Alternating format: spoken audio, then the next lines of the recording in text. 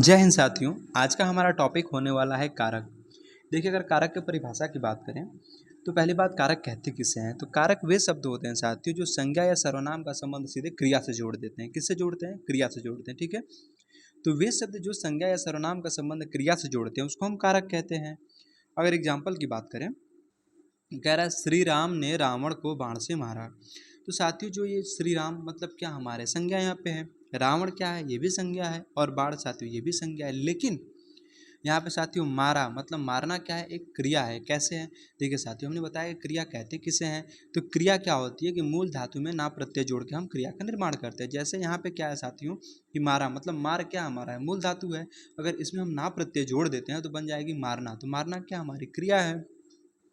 तो साथियों हमने परिभाषा तो यही बताई थी ना कि कारक वे शब्द होते हैं जो संज्ञा या सर्वनाम का संबंध सीधे क्रिया से जोड़ देते हैं। तो श्री राम ने रावण को बाण से मारा, तो ये सब क्या है साथियों? संज्ञा है। और इनका संबंध किससे जोड़ा गया है? क्रिया से जोड़ा गया है। ठीक है, तो कारक क्या हुआ कि वे शब्द जो संज्ञा सर्वनाम का संबंध किससे जोड़ते हैं? क्रिया से जोड़ते हैं। ठीक है, एग्जाम्पल के माध्यम से भी हमने समझा दिया।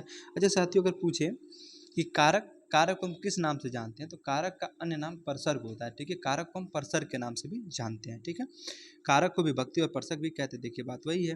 फिर कह रहा है कारक विभक्ति या परसर्ग सदैव संज्ञा या सर्वनाम के बाद प्रयोग होता है। ठीक है, जो कारक या विभक्ति मतलब जो हमारे कारक होते हैं जिनको हम परसर्ग कहते हैं, इनका जो साथियों प्रयोग होना ये सदैव संज्ञा या सर्वनाम के बाद में प्रयोग होंगे। ठीक है, जैसे राम ने, राम क्या साथियों? एक संज्ञा है। तो हमने क्या बताया? संज्ञा के बाद प्रयोग होंगे। ठीक है, या फिर सर्वनाम के बाद भी प्रयोग होंगे। मतलब जब भी कारक हमारा प्रयोग होगा, राइट, यह संज्ञा या सर्वनाम के बाद में प्रयोग होता है। राइट, तो साथियों कारक के बारे में क्या हमने बताया कि कारक का अन्य नाम क्या है।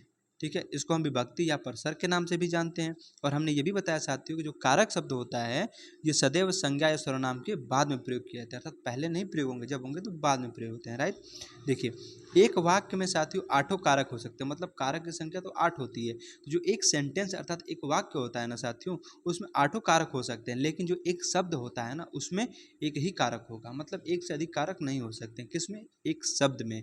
और साथियों पूरे वाक्य में आठों कारक हो सकते हैं। ऐसा नहीं कि नहीं होगा, हो सकते हैं कि आठों कारक हों, लेकिन शब्द में अर्थात एक शब्द में सिर्फ एक ही कारक होगा। राइट, चलिए अब हम बात करते हैं कारक के कुल भेद की। तो देखिए साथियों कारक के कुल 8 भेद होते हैं। ठीक है, कौन कौन से होते हैं आइए देखते हैं। देखिए अगर हम बात करें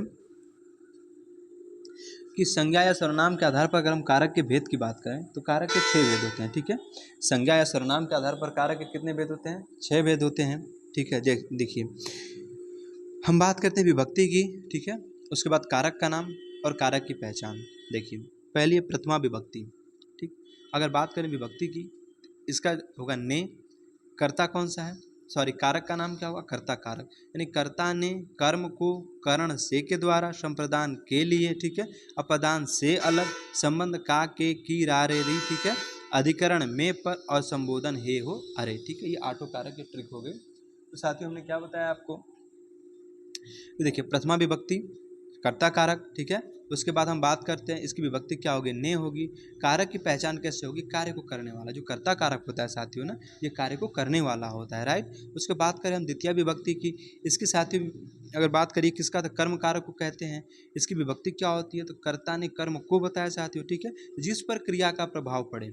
ठीक है, अब बात करें साथियों कर्म का, तो कर्म किसे कहते हैं? जिस पर क्रिया का प्रभाव पड़े। ठीक है, वही हमारा कर्म कारक होगा। तीसरा साथियों करण कारक। ठीक है, जिसको हम तृतीय विभक्ति के नाम से भी जानते हैं। इसकी पहचान साथियों से या के द्वारा होती है। ठीक है, अगर हम बात करें तो साधन या वजह। ठीक है, किसी साधन, जैसे कि राम ने रावण को बाण से मारा, तो बाण साथियों क्या हमारा है? साधन है। ठीक है, राम ने फल चाकू से काटा, तो चाकू क्या है साथियों? हमारा एक साधन है। ठीक है, वही साधन का इसमें बोध कराएगा। ठीक है, देखिए फिर अगला कह रहा है चतुर्थी विभक्ति की बात करें, इसमें संप्रदान कारक जो है चतुर्थी विभक्ति के अंतर्गत आएगा। और इसकी विभक्ति क्या है? के लिए। ठीक है, संप्रदान के लिए, जिसके लिए कार्य किया जाता है, जिसके लिए कार्य किया जाता है। राइट, उसके बाद साथियों हम बात करते हैं अपादान कारक की। तो इसको साथियों हम पंचम विभक्ति में रखते हैं। इसमें क्या होता है साथियों? से अलगाव की भावना होती है। ठीक है, पृथक्करण की भावना होती है। मतलब अपादान में क्या होती है ना कि अलग की भावना प्रस्तुत होगी। ठीक है, एग्जाम्पल के माध्यम से और अच्छे समझेंगे। तो दो चीज़ें एक दूसरे से अलग होंगी। ठीक है, जो दो चीज़ें हैं एक दूसरे से अलग होंगी। जैसे मान लीजिए कोई पेड़ है, पेड़ से अगर पत्ता टूट के गिर गया तो क्या हुआ? पत्ता क्या हुआ?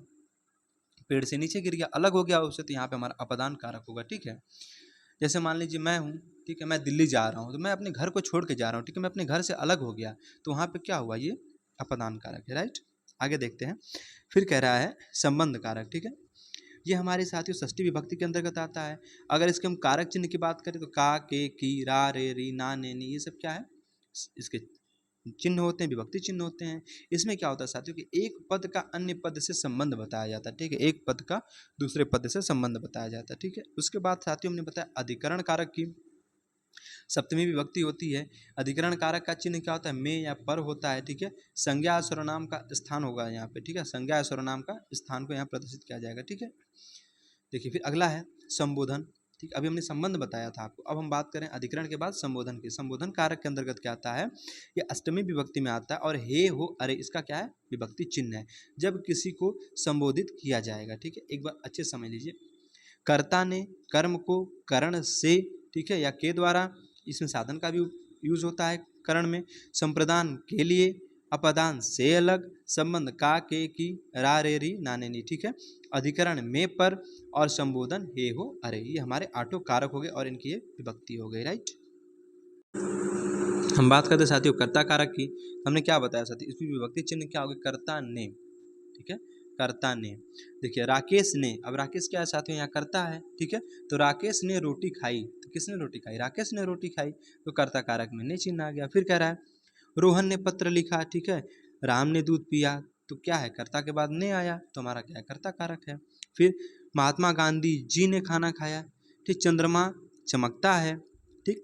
लड़की स्कूल जाती है, सीता गाना गाती है। अगर बात करें इनमें कारक विभक्ति छिपी हुई है, ठीक। इसमें कारक विभक्ति तो आई नहीं है, और ऐसी विभक्ति को शून्य कारक या अप्रत्यक्ष या परोक्ष विभक्ति कहते हैं। क्या कहते हैं, अप्रत्यक्ष या परोक्ष विभक्ति, ठीक है। और ये सिर्फ कर्ता कारक के अंतर्गत ही आएंगे। फिर सीता गाना गाती है, हरीश ने अखबार पढ़ा, ठीक है।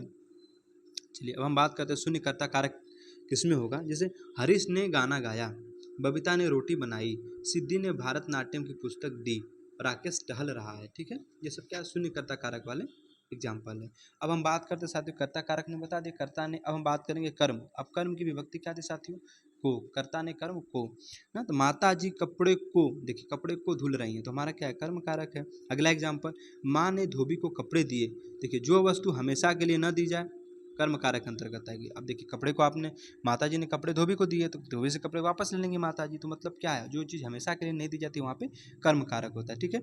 बड़ों को सम्मान देना चाहिए, अध्यापक छात्रों को पीटता है ना, अध्यापक ने छात्रों को पढ़ाया, ये सब क्या है, कर्म कारक के उदाहरण है। देखिए कर्म कारक के अंतर्गत और उदाहरण है, राम वन को जाते हैं, ठीक है। अगर बात जहाँ जाने की जाए, गमन की बात की जाए, ठीक है, वहाँ भी कर्म कारक होगा। हमारे घर के चारों ओर बगीचा है, ठीक है, सड़क के दोनों ओर वृक्ष लगे। अगर साथियों जहाँ पे दिशा की भी बात की जाती है वहाँ पे भी हमारा कर्म कारक होता है, ठीक है। और हमने ये भी बताया साथियों कर्म कारक में क्या है, कर्ता ने कर्म को बताया, इसकी विभक्ति को होती है। और साथियों हमने आपको ये भी बताया कि देखिए जो वस्तु हमेशा के लिए न दी जाती है, ठीक है, वहाँ पे क्या होती है, जैसे मतलब कपड़े आप धोबी को दे रहे हैं फिर वापस उससे लेंगे ना, तो मतलब यही कह रहा है जो वस्तु हमेशा के लिए नहीं दी जाती वहाँ पे कर्म कारक होता है, ठीक है। और जहाँ पे जाने की अर्थात गमन की बात की जाए वहाँ भी कर्म कारक होता है, और जहाँ पे दिशा की बात की जाए साथियों वहाँ भी हमारा कर्म कारक होता है, राइट। तीसरा है साथियों करण, से या के द्वारा, ठीक है। देखिए बच्चे बस से स्कूल जाते हैं, किससे जाते हैं, बस से जाते हैं ना। तो अब हमारे साथियों अगर देखें यहाँ पे हम, तो हमारा विभक्ति चिन्ह क्या है, से, ठीक है। स्कूल बस से जाते हैं ना। फिर कह रहा है बच्चों के द्वारा, हमने क्या बताया साथियों, इसकी विभक्ति चिन्ह क्या होगी, से या के द्वारा होगी। बच्चों के द्वारा कार्यक्रम का संचालन किया गया, के द्वारा आया ना। फिर कह रहा है माता जी ने चाकू से फल काटा, हमने बताया साथियों कि इसमें साधन का भी बोध होता है, ठीक है। जैसे हमने बताया ना कि राम ने रावण को बाण से मारा, तो बाण हमारा क्या साथियों, एक साधन यहाँ पे है, तो ठीक है। तो यहाँ पे माता जी ने चाकू से फल काटा, तो चाकू क्या है साथियों, एक साधन हमारा है, ठीक है। तो साधन वाला भी इसके अंतर्गत आएगा। मैं पेन से लिख रहा हूँ, पेन क्या है, साधन है हमारा। मोहन द्वारा बहुत अच्छी कविता सुनाई गई, ठीक है। अब वह लंगड़ा है, अच्छा साथी एक चीज़ और नोटिस करिए, जो अंग भंग वाले होते हैं ना वो सदैव करण कारक के अंतर्गत आते हैं, ठीक है। तो अंग भंग वाले किसके अंतर्गत आएंगे, करण कारक के अंतर्गत आएंगे। अभी 8 बजे हैं, अगर समय पूछा या बताया जाए, ठीक है, तो भी इसमें करण कारक के अंतर्गत आएंगे, ठीक है। चौथा कारक है साथियों संप्रदान कारक। देखिए इसकी विभक्ति होती है को या के लिए, ठीक है। देखिए मैं दिनेश के लिए चाय बना रहा हूँ, ठीक है। मैं दिनेश के लिए चाय बना रहा हूँ ना, विभक्ति मिली ना के लिए, तो ये हमारा क्या है, संप्रदान कारक। माता जी ने भिखारी को दान दिया, अच्छा दान तो हमेशा के लिए दे दिया आप, ठीक है, तो संप्रदान कारक में आएगा। और जो वस्तु हमेशा के लिए नहीं दी जाती थी, हमने किसमें बताया था आपको? तो साथियों हमने बताया था कि जो वस्तु हमेशा के लिए नहीं दी जाती उसको हम कर्म कारक के अंतर्गत रखेंगे, और जो वस्तु हमेशा के लिए दी जाती है उसको हम संप्रदान कारक के अंतर्गत रखेंगे। ठीक है, माता जी ने भिखारी को दान दिया, तो साथियों जो भिखारी को माता जी ने दान दिया ना, ये हमेशा के लिए दे दिया है। ठीक है, तो ये हमारा संप्रदान कारक में आएगा। ठीक है, राजा ने भिखारी को वस्त्र दिए, तो भिखारी को वस्त्र राजा हमेशा के लिए देंगे, वापस तो लेंगे नहीं, तो हमारा संप्रदान कारक हुआ। ठीक है, और वही अगर वापस लेते तो हमारा कर्म कारक में चला जाता। भगवान के वास्ते जाने दो, बच्चों के निमित्त मिठाई लाओ, ये निमित्त वाले जो साथी आते हैं ना, सब संप्रदान कारक के अंतर्गत आएंगे। ठीक है, दादाजी को मेरा नमस्कार, ठीक है, रोहन के लिए साइकिल ले चलो, ये सब क्या है? संप्रदान कारक के उदाहरण है। देखिए पांचवा हमने बताया था अपादान कारक से, इसमें अलग या पृथक्करण होने की भावना का बोध होता है। जैसे बबीता रोहन से दूर चलेगी, अब तो साथियों क्या है, बबीता रोहन से जब दूर गई तो यहाँ पे क्या एक अलगाव की भावना उत्पन्न हो रही है। ठीक है, पृथक्करण की भावना उत्पन्न हो रही है, और इसकी विभक्ति साथियों से होती है ना, जो कारक चिन्ह इसका होता है वो से होता है। बबीता रोहन से दूर चली गई, मतलब अलग हो गई उससे। मैं दिल्ली जा रहा हूँ, भाई दिल्ली जा रहा हूँ मतलब अब अपने घर हूँ, अपने घर से दिल्ली जा रहा हूँ, तो मैं अपने घर से अलग ही तो हुआ ना। फिर मैं दिल्ली से कलकत्ता जा रहा हूँ, अब साथियों दिल्ली था, दिल्ली से कलकत्ता गया, तो यहाँ भी अलग की भावना हुई, तो ये अलगाव है, हम अपादान कारक में आएगा ये। हिमालय से गंगा निकलती साथियों, तो हिमालय से गंगा जब निकल गई तो हिमालय से गंगा तो अलग हो गई ना, ठीक है, अपादान कारक है। पेड़ से पत्ता गिरता है साथियों, जब पेड़ से पत्ता गिरेगा तो पत्ता क्या है, पेड़ से अलग हो गया, तो भी हमारा अपादान में जाएगा। वह बस से उतर रहा है, ठीक है, तो बस उतर गया मतलब क्या, अलग हो गया। सीमा सचिन से सुंदर है, अब साथियों देखिए जहाँ पे तुलना की बात की जाती है वो सब अपादान के अंतर्गत आएंगे। ठीक है, बबीता सविता से तेज दौड़ती है, तुलना हो रही है ना कि तेज दौड़ती है ना। सोहन मोहन के, क्या लिखा है, सोहन मोहन के वनिस्वत श्रेष्ठ है, ये समझिए सोहन मोहन से श्रेष्ठ है। ठीक है, तो ये तुलना हो रही है साथियों। ठीक है, तो ये क्या हमारा यहाँ पे अपादान कारक है। छठवां कारक है साथियों अधिकरण कारक। ठीक है, अधिकरण में हमें क्या बताता है, इसका कारक विभक्ति में या पर होती है। ठीक है, जैसे बंदर डाल पर बैठा है, अब साथियों कहाँ डाल पर बैठा है, हमें पता है ना, में या पर की इसमें विभक्ति आती है। ठीक है, तो हमारा अधिकरण हो गया। मछली पानी में रहती है, में या पर हमने बताया तो में आ गया, पानी मछली मतलब मछली पानी में रहती है। फिर वीर सिपाही युद्ध भूमि में शहीद हुए, कहाँ से युद्ध भूमि में आया ना, ये सब क्या हमारे हैं, अधिकरण कारक है। किताब मेज पर रखी है। ठीक है, फिर कुरुक्षेत्र में महाभारत का युद्ध लड़ा गया। ठीक है, बोल दो ना जरा दिल में क्या है छुपा। ठीक है, तो में क्या है बताया था, आकाश में बहुत सारे तारे हैं, तो हमने बताया ना साथियों के अधिकरण में क्या होती है, में या पर की विभक्ति होती है। ठीक है, अब हम बात करेंगे संबंध कारक की ना, हमने बताया साथियों इसकी विभक्ति क्या होती है, कारक विभक्ति होती का के की रा रे री और ना ने नी। ठीक है, देखिए संबंध कारक में राम का भाई, ठीक है, राम का भाई दौड़ रहा है, हमने क्या बताया, का के की रा रे री और ना ने नी, ये सब क्या संबंध कारक की विभक्ति है। तो राम का भाई का आया ना यहाँ पे, और एक संबंध को भी बता रहा है कि राम का भाई, ठीक है, संबंध बता रहा है ना, तो संबंध कारक हुआ। यह मनीष की पुस्तक है, संबंध बता रहा है साथियों कि पुस्तक किसकी, मनीष की है। ठीक है, फिर कह रहा है तुम्हारा भाई अच्छा है, ये संबंध बता रहा है तुम्हारा भाई, ठीक है, कैसा अच्छा है। अपनी बहन के जैसे औरों की भी इज्जत दीजिए, अपने बहन के जैसे औरों को भी इज्जत दीजिए। ठीक है, फिर यह वर्दी मेरी है। ठीक है, यह वर्दी कैसे किसकी है, मेरी है, तो ये संबंध बता रहे हैं कि यह वर्दी जो है मेरी है, संबंध की बात हो रहा है यहाँ पे ना, तो हमारा संबंध कारक हुआ। ठीक, अब हम बात करते हैं अठवां और जो लास्ट है, संबोधन कारक। अगला है साथियों संबोधन कारक। अगर हम बात करें संबोधन कारक की, तो देखिए हे राम, यह क्या हो गया, एक संबोधन की बात हो रही है यहाँ पे ना, अरे आप आ गए।